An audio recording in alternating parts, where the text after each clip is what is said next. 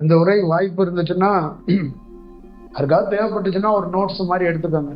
எங்கேயாவது உங்களுக்கு உள்ள தேவைப்படலாம், தேவைப்பட்டால் யாராவது ஒரு சின்னதாக நோட்ஸ் மாதிரி எடுத்துக்கலாம்.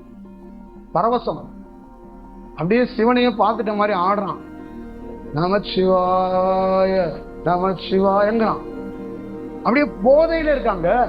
தியானம் பண்ற நிறைய பேரு தியானத்துக்காக தன்னை வருத்திக்கிட்டு உணவை விடுறாங்க, உணவை குறைக்கிறாங்க. ஃபர்ஸ்ட் ஃபெயிலியர், அது ஃபெயிலியர். இந்த பிரபஞ்சம் மாந்திரிகத்துல ஒண்ணு அறிய முடியாத ஒரு ரகசியத்தை மாந்திரிகத்துக்கு மட்டும் வச்சிருக்கு. மாந்திரிகக்காரர்கள் உயர்ந்த செயல்கள் பண்ணிடுவாங்க, ஆனா ஞானத்துக்குரியவன்ட்ட இருக்குல்ல அந்த வடிவத்தை அவங்களால கையாள முடியாது, அவங்களால அனுபவிக்க முடியாது. நான் பார்த்த அவர் எப்படி கல்ல வச்சிருக்கிறாருன்னா, அவர் ஒரு புது உருவத்தை உருவாக்கிட்டார். அந்த கல்லை சுத்தி நிறைய கைகள், ஒரு நெற்றிக்கண் ஓப்பர் ஆகிற மாதிரி ஒரு செயல், இந்த மாதிரி நிறைய அதுக்குள்ள வடிவம். அப்ப அது வச்சோன்னா அதுக்கு ஒரு உருவகம் கொடுத்தாச்சு.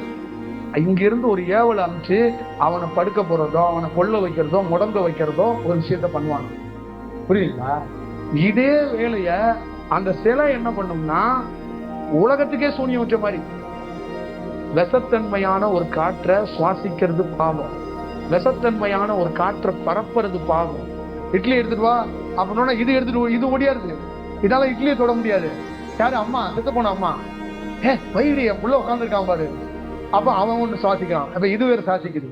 ரெண்டு பேரும் இட்லி சட்னியோட சாப்பிட்டுட்டு இருக்கும்போது சுவாசிச்சிடுறாங்க, இப்ப போயிருது. இப்ப இதே மாதிரி ஒருத்தன் வாழ்ந்துகிட்டு இருக்கும்போது அவனுக்குள்ள அந்த அழுத்தம் ஏற்பட்டு அந்த உயிர் தன்மையெல்லாம் பொலிவிளக்கு.